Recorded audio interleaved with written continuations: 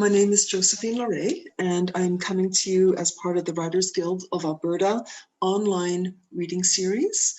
And this evening we're here with Joanne Morcom, who has recently published a collection of haiku entitled Big Blue Sky, Haiku and Reflections. And I would like to start with an acknowledgement of the land, which I'll be reading from my screen. Here it is. We acknowledge that together we live, work, and play on the traditional territories of the peoples of Treaty 7 region, which includes the Blackfoot First Nation tribes of Siksika, Kainai, and Piikani, the Tsuut'ina, the Iarhe Nakota First Nation tribes of Bearspaw, Chiniki, and Wesley, and the Region 3 Métis Nation of Alberta. And so we're coming to you from Mohkinstsis, which is the name for this area and this city. Joanne, I'll be reading your bio as an introduction. Joanne Morcom is a Calgary poet, indie publisher, book reviewer, workshop presenter, and author of 5 poetry collections, including her most recent collection, Big Blue Sky Haiku and Reflections, which consists of 20 of her haiku paired with reflections and writing tips.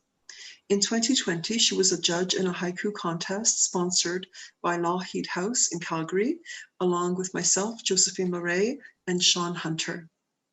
She is a founding member of the Writers Guild of Alberta, Haiku Canada, Tanka Canada, and was one of the founding members of the Calgary Magpie Haiku and Tanka Poets, along with Bruce Ross and Devar and Leslie Dahl back in 2001. Joanne is also a social worker and a certified laughter leader and joyologist with the World Laughter Tour. She's a firm believer that laughter is the best medicine, followed closely by creative pursuits such as poetry. Thanks, Josephine. And I'd also like to thank Sadie McGilvery, Dorothy Bentley, and the WGA for giving me the opportunity to participate in this wonderful online reading series. So the format is going to be question and answer. I'm going to ask Joanne a series of questions that we've shared in advance, and for some of her answers, she will be reading from the haiku in her booklet or with the reflections. So the first one is, what draw you first to Japanese form? Well, I don't remember studying haiku in school, but I do remember reading classic Japanese haiku translated into English and admiring them for their conciseness and their ability to create unforgettable word pictures. Thank you.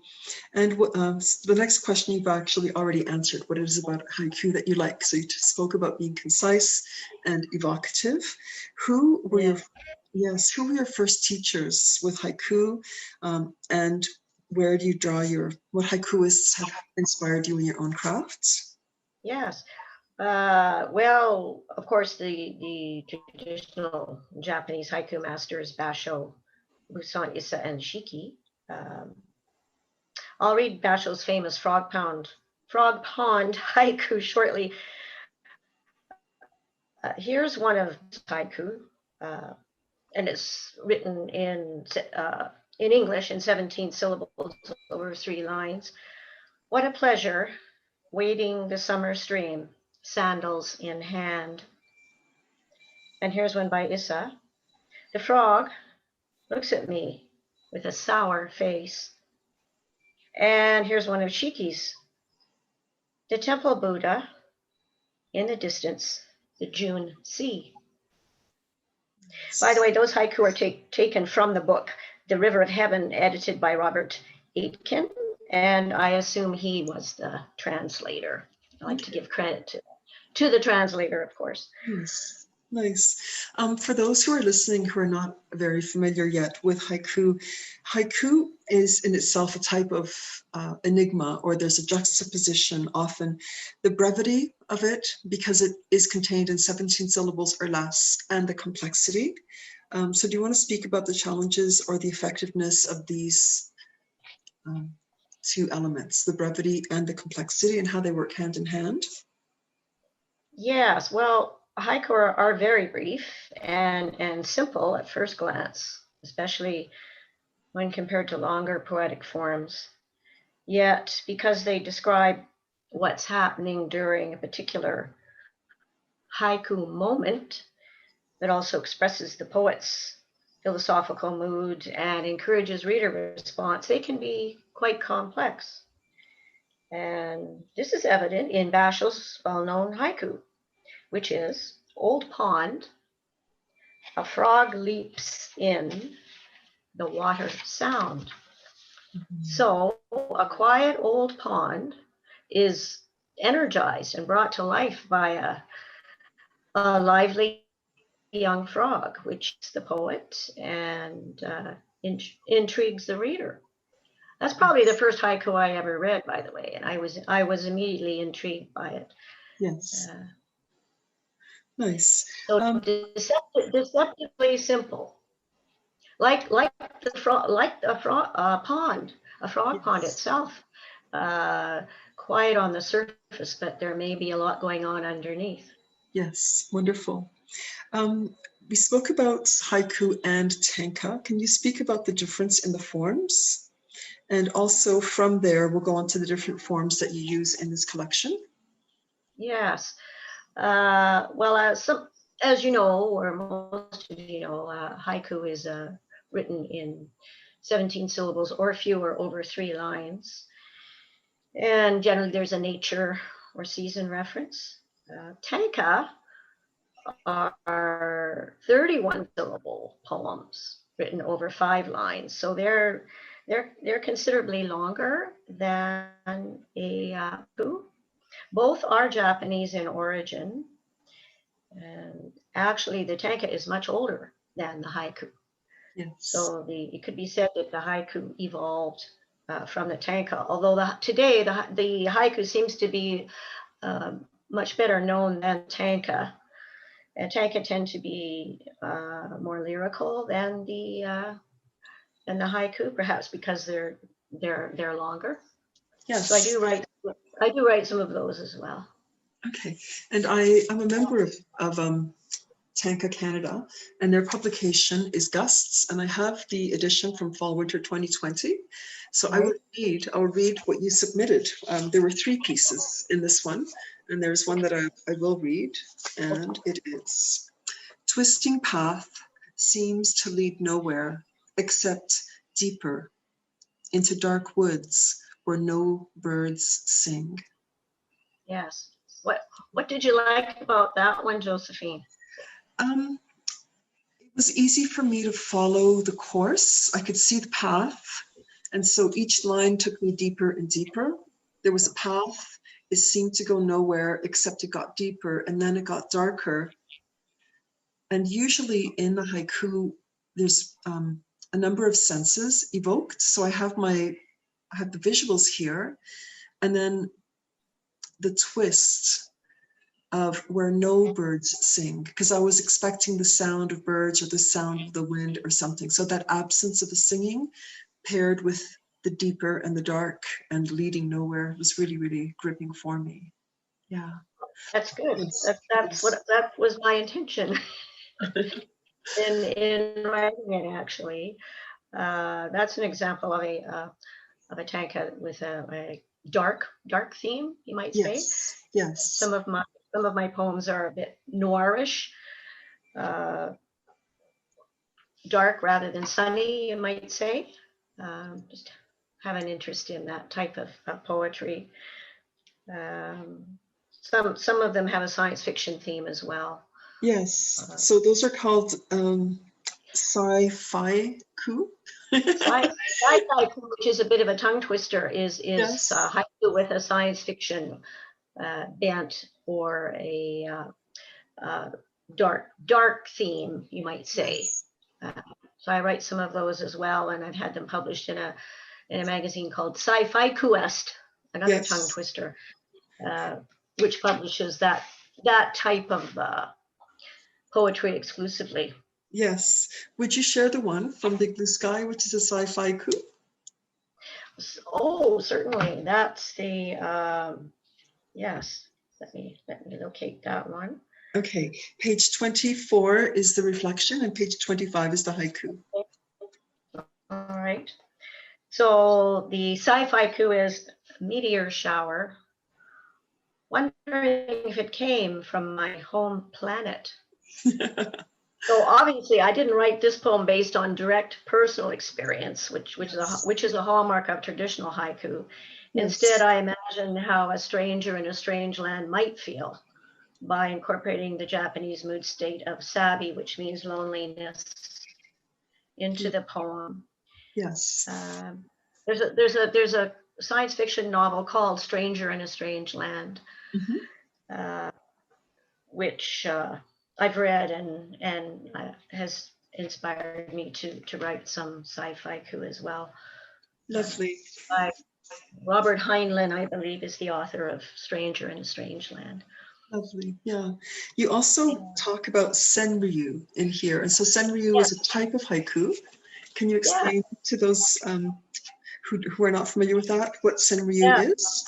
Senryu is, although at the risk of oversimplifying, I'd say it's haiku without season words. The focus is on human nature rather than Mother Nature. And they're often humorous because they focus on human activities. And of course, people can be quite humorous in their activities. Yes. I was struck by the one on page 21, the thrift store. If you could share that one with us. Oh, yes. Now this one is based on direct personal experience. Thrift store, the mannequin wears a mink stole. Here I narrow the focus from store to mannequin to fur piece. I also use wordplay, as the word stole suggests something stolen from an animal, that is its fur. Yes. Also, thrift sounds a bit like theft, an echo of stolen. When I saw the mannequin wearing the fur piece, I was quite surprised. It wasn't something I expected to see. And I actually laughed when I saw it. So that was my aha haiku moment. Yes. And again, the juxtaposition, because you wouldn't expect there to be fur in a thrift shop. Usually that's a luxury shop. Yes. Oh, no, there it was. Yes. I should ask you if the mannequin was wearing anything else or just the stole. Oh, I'm sure she was wearing probably a vintage dress of some kind. Yes. Yes. Actually quite striking. Yes. I'm sure. As a dedicated thrift store shopper, I come upon unexpected things like that. And so I've written a few haiku with a thrift store theme. Yes. Another motif that I noticed is the use of color, the specific naming of color within your haiku. Is that something that you do intentionally? I mean, it's in the title, Big Blue Sky, but it's also peppered through with specific color references. Yes, because well, colors can suggest a season, as in Big Blue Sky, an emotion, a state of mind, etc. So I do use colors in my poetry. I think consciously and perhaps unconsciously as well. Just because it's a concise way of indicating a mood or background, that sort of thing. Yes. Nice. There is one on page 31. Yes. The pillow one. If you would share that one with us. 31. Yes. Yes, and I use color on this one. Surrounding the quiet bungalow, yellow crime scene tape. Again, based on a personal experience. In this one, yellow takes on a somewhat sinister meaning. Yes. It also suggests danger in this poem. Whereas usually yellow is a cheerful color, Yes. not generally associated with the dark side. So it's a juxtaposition. Yes. Using color. Excellent. You mentioned that oftentimes color can be a clue as to season. Why is season so important within haiku? Traditionally, the Japanese style of haiku the Japanese haikuists were very conscious of season words, and they had all kinds of season words that they would use in their haiku, like for example, cherry blossoms to represent spring, leaves to represent either summer, snow to represent winter, Yes. that sort of thing. Yes. So season words imply a state of mind, mm-hmm. or a mood without actually stating it. Yes.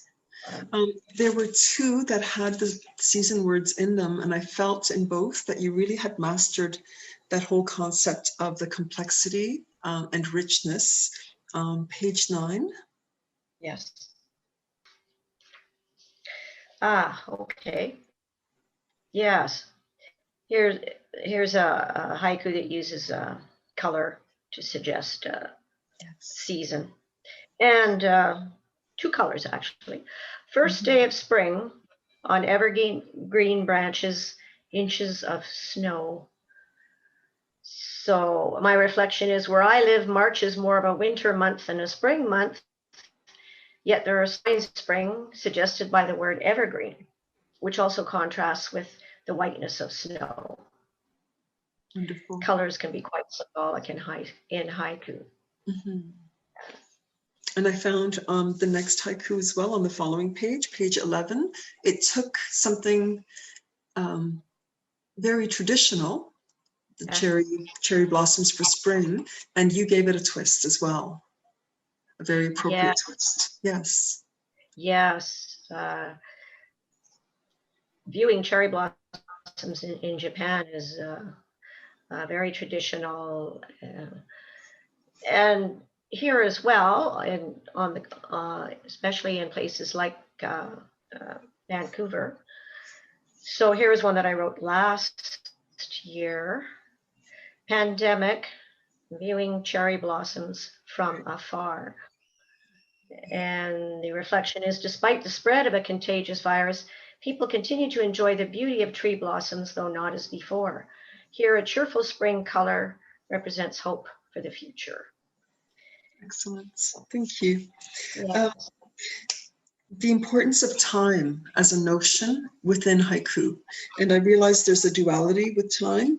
There's trying to capture a certain timelessness and also the exactitude of a moment. Do you want to speak about how that informs your writing as well?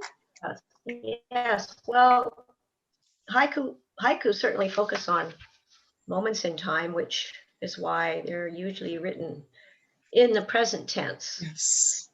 Rarely in the past tense. Mm-hmm. Time seems to be suspended, yet the poet is very aware of the passage of time, yes, which creates tension in the poem.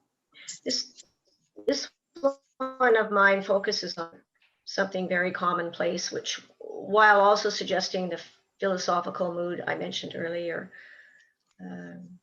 A month behind, nursing home calendar droops on the wall. Again, an observation that I made. Yes.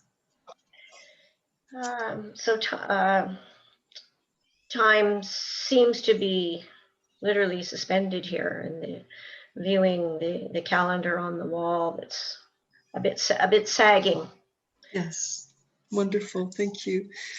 We spoke of emotions, and typically what I find in haiku is it's more evocative. So the emotion won't be named, but it will be described. Can you speak about that? Well, emotions in haiku are suggested rather than stated, as in the haiku I just read. Mm-hmm. And as well, here's another one that suggests mood and emotions.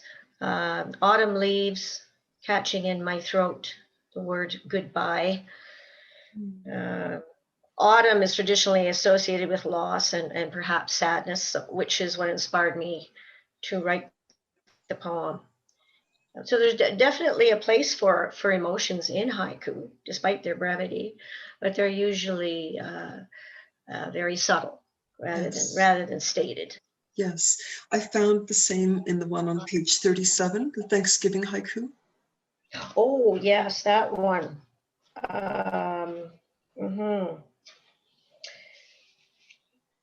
Thanksgiving 1 year ago, pardon me, 1 year ago, widowed. So this illustrates the importance of a strong third line, even if it consists of only one word. Yes. In this case, widowed. And widowed, of course, suggests loss and sadness. Yes. So again, there's quite a juxtaposition, because the first line, the first word, Thanksgiving, evokes gratitude and evokes family gatherings and evokes tradition. And you really do a wonderful job of taking something that we thought we knew and twisting it and letting us see it and feel it in a different way altogether.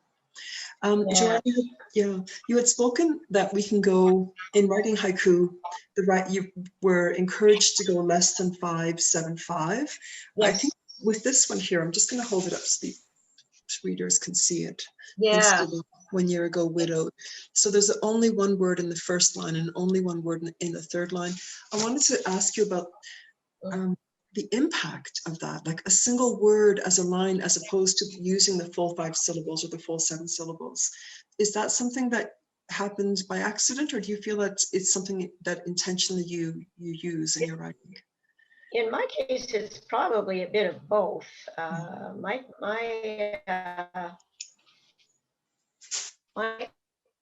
haiku tend to be is only nine syllables. Yes. So it's really short. And as you pointed out, there's one word in the first line and one word in the third line. So I try to say as much as I can in as few words as possible. Yes. Hopefully I'm successful at doing that. I don't use very many adjectives or adverbs. Yes. I keep those to a minimum. I think that's a tradition in haiku as well. I think so, yes. Certainly has become one for me. Yes. Yes. Yeah. And what else? Oh, well, haiku is sometimes called poetry of the noun because it tends to use a lot of nouns as opposed to adjectives and adverbs, and not too many verbs either. Yes, wonderful. I remember reading somewhere about haiku that in Japanese, at least, the calligraphy, the letters start at the top of the page and come down the page, and that there's supposed to be a tension between the black ink of the letters and the whiteness, the silence of the page, and how important it is to try to achieve that tension. And I think you really have created that within your collection. I think so. Thank you for pointing that out. Yes, definitely tension. Often it's resolved by the end of the poem. Yes. Sometimes not always, but yes. Okay. And if you don't mind, I know that you are doing a workshop this summer on haiku, but for those that are interested in writing, can you just give us a quick word about punctuation and capitalization? Because not everybody's familiar with um, the protocol around that. Yes, yes. Well, because of their brevity and lightness, haiku don't require much punctuation or capitalization. Certainly not to the degree that we find in traditional Western poetry. And of course, titles are absent because titles would really weigh them down. Yes. They're unnecessary. Wonderful. And this is true in the traditional, in the Japanese form as well. Okay. Thank you. You evoked some concepts in your haiku. So when I received the collection, I read it twice. The first Oh, time, I think I read the foreword and the introduction, and then I yeah, read each haiku straight through. And great. I literally ignored the reflection on the opposite page because I wanted the haiku to speak to me. And the second Huh. time I read it with your reflections. And I learned quite a lot from you about yugen, sabi, wabi. Can you talk about these things? Yes. So you can, and I hope I'm pronouncing these words correctly, uh, as a non-Japanese speaking person. Yes, yes, You we're can doing our suggest best. mystery about the nursing home calendar. Mm, Uh, why is it a month behind, and why is it drooping on the wall? The reader must figure it out for herself or himself. yes, So I like to think that the reader actually completes the poem. yes. Sabi suggests loneliness, as in some that I've already read, Mhm. and wabi suggests frugality, and that comes into play in some of my poems as well, especially one about the corral, which I'll read for you now, Yes, just to illustrate sabi and wabi. Uh, the old corral corrals a snowdrift. Uh, so hopefully that creates a word picture of a lonely scene, an abandoned corral that uh, has no function anymore except to enclose the snowdrift. yes, Uh, and it's very short. It's far fewer than 15 syllables. Nine, nine syllables again. So. yes. Thank you. Um, People who are traditional poets or who read traditional poetry might be wondering, well, what happened to things such, sorry, my cat's visiting, what happened to things such as Oh, yeah. such as rhythm? What happened to things such as rhyme, alliteration? Oh, Can those things be integrated into haiku? I found some examples of alliteration in yours, but do you want to speak a little bit about that? And then we can share the yeah. two that, yeah? Yes. Well, uh, there are some literary devices in haiku, such as alliteration and internal rhyme. Um, it's certainly not unheard of. Uh, I don't use a rhyme scheme Mm-hmm, myself. mm-hmm. Um, here's here's one that uses alliteration and internal rhyme, which I didn't realize when I wrote it. It didn't occur to me until later when I was rereading it. Yes. Loon Lake, awake for hours, counting stars. Uh, so, as I say in the reflection, the alliteration and the internal rhyme hopefully add a poetic touch, but not too much, Yes. just a very light touch. Yes. I found The repetition of L and lake and awake, which I didn't realize rhymed until later. yes. So that was unconscious on my Yes. part. And if you could read the one on page 15 as well, downpour, I found examples there of alliteration as well. Oh, okay. Sure. Oh, yes.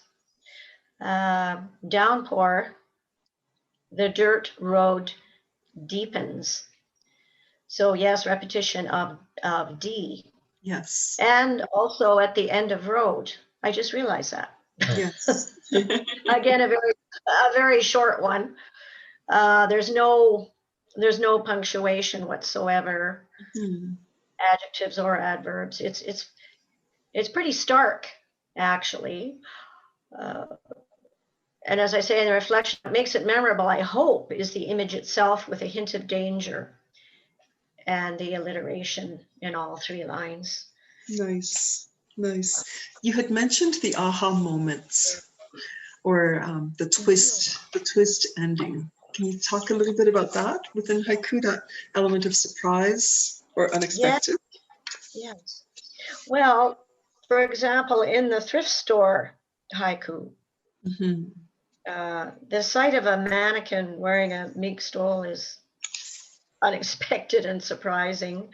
Yes. At least it was for me. I, as I said, I actually laughed, which was my aha moment. And I think a surprise at the end is almost like the punchline of a joke. So Yes. it adds interest and emotion to the haiku, because the reader is surprised, Yes. and hopefully pleased as well. Nice. I At the found end. this. Yes, I found the same with the graveside, page 45. With that one, if you'd read that one. Sure. Frozen ground, the graveside service delayed to spring. I incorporated 2 seasons, winter and spring here. Yes. And as I said in the reflection, although spring is a season of renewal, it may also involve remembrance and reflection. So clearly we don't live in a black and white world where winter always means sadness and springtime always means happiness. Yes. Sometimes the opposite can be the case. Yes, excellent. You mentioned that you don't use a lot of adjectives or adverbs, but I did feel that there was a lot of metaphor embedded, a lot of things where something would represent something bigger. How important is that for you when you create haiku? Well, I believe it is important, and in the haiku that I've read, I notice it. Other haiku poets use it, and I admire their use of subtle use of metaphor. So I do try to incorporate it into some of my poems. Yes. For example, in the Thanksgiving one, as you pointed out, Josephine, there's a comparison between a holiday celebration with a time of loss and sadness. Both suggest different philosophical moods, Yes. and could be interpreted as slightly metaphorical. Yes. So I do make use of some literary devices, as do other haiku poets. It's not unheard of. Yes. English haiku or Japanese haiku. I think it adds depth and interest to the poem. To use a few literary devices sparingly. Yes, I found it powerful in the census taker one on page 23. Yes. Oh yes. This one is a bit of a dark haiku as well. Yes. And perhaps it's more of a senru than a haiku because there's no actual season word, although it might be suggested in the first line. I'll read it for you. Overcast sky, the census taker asks if I live alone. So here I associate two things, a cloud eye and a conversation. It seems innocuous until the third line, at which point a bit of uneasiness sets in and the clouds take on a different meaning. So there's a bit of a twist in the third line. The census taker is asking if the person lives alone, maybe legitimately, maybe not. Yes, yes. This one appeared on the Tiny Words website, and a few of the comments on it were quite interesting because they interpreted it in a dark way as well. They thought that the census taker was asking a very strange question. Yes. So I guess I achieved what I was setting out to do. Yes. And a bit of mystery as well. Yes. In reading your reflections, I came upon an expression I'd never heard before, but I really, it piqued my interest. As is above, so is below. It sounds like philosophy. Do you want to speak about that? The haiku technique, yes, it's very interesting. Yes. So sometimes in a haiku, the first and third lines make sense without the second line, yes, which does link the two lines together. An example would be the autumn leaves one. Yes. Autumn leaves catching in my throat the word goodbye. So autumn leaves and the word goodbye make sense together. Yes, thank you, Josephine. The second line, catching in my throat, links the two of them together, which adds interest to the haiku, hopefully. Yes. Excellent. So sometimes the first and third lines will occur to me, and then I first, and I'll work on the middle line to link them together. Yes, there was one in which you spoke about the Japanese garden, the Zen garden. Yes. Oh yes. That is on page 19. 19. Yes. Well, there is a beautiful Japanese garden in Lethbridge called Nikayuko that I visited a number of times and find quite inspirational. So this is a haiku that I wrote as a result of visiting the Nikayuko Japanese garden. Japanese garden, not one flower to spoil the view. That might puzzle some people who aren't familiar with Japanese gardens. Traditionally, Japanese gardens don't have flowers because the focus is on stone, water, and plants for quiet contemplation. So flowers, despite their beauty, are a distraction. It's a different concept. Yes. Of gardening. Yes. It's a beautiful to visit and contemplate while they're without being distracted by flowers. Yes. Well, I found that I learned so much, not just about haiku, but also about Japanese culture in reading your collection. The influence. Good. I tried to. Yeah. Sorry. That's okay. The influence of place, whether it's an exotic place or a local place, how important does that play into? You mentioned that sometimes the first line or the third line will come to you when you're in a moment. Yes. I think most haiku do include a sense of place. The one that I just read certainly does. Yes.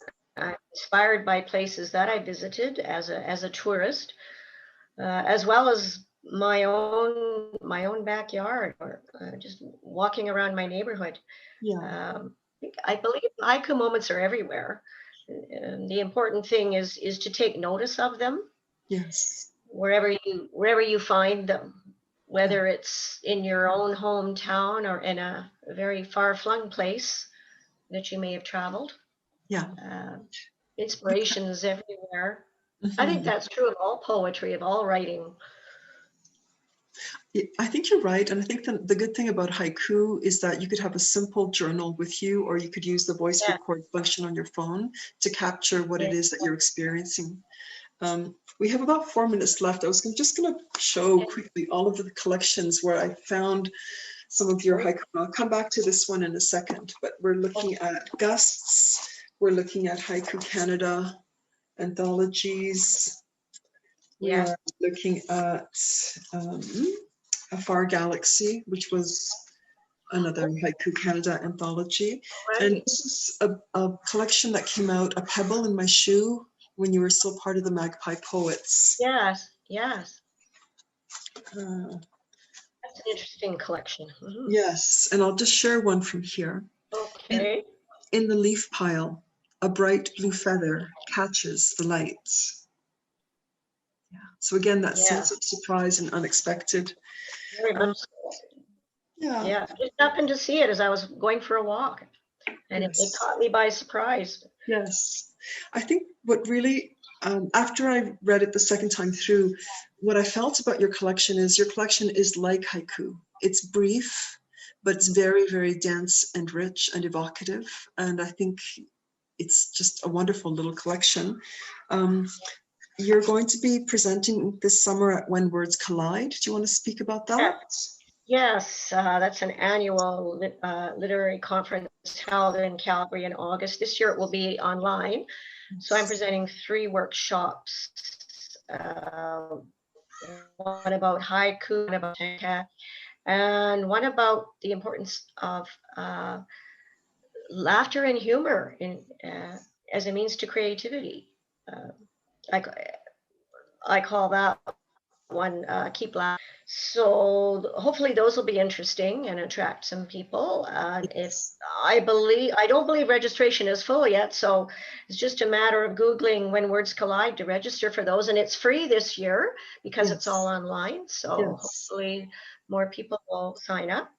Wonderful. And Nice. I'll see you there, perhaps. I think Yes. you'll be there as well, Josephine. Yes, I'll be presenting as well. Yes. And Hmm. I would love to come to your workshops. And in terms of your own personal writing, you've got some projects on the go? Yes, because of my interest in humor, I'm working on uh, writing some humorous haiku or senru, and perhaps including them in a collection or maybe even an anthology of humorous haiku. I think we all need humor and laughter in our lives, especially now in Yes. the age of a pandemic. We need to laugh as much as possible. Laughter is the best medicine. I think that's true, as true today as it was years ago. Yes. Uh, And as we very much. wrap up, if any of the listeners are interested in getting a copy or copies to gift to other people, where can they get a copy and how can they contact you, Joanne? Oh, I would invite people to just contact me at my email address, which is morcomj@telus.net, or my website, which is joannemorcom.ca. Uh, and I'd be pleased to provide you with a copy of that one and my other books. Wonderful. And Thank as you so much. well, I'll perhaps see you at When Words Collide. Or Yes, yes. Thank you very much for this. And thank you to the Writers Guild of Alberta for their online yeah, reading series. thank you, Okay, have a good evening. thank you. You You're very too. welcome. Thanks. Take care. Okay.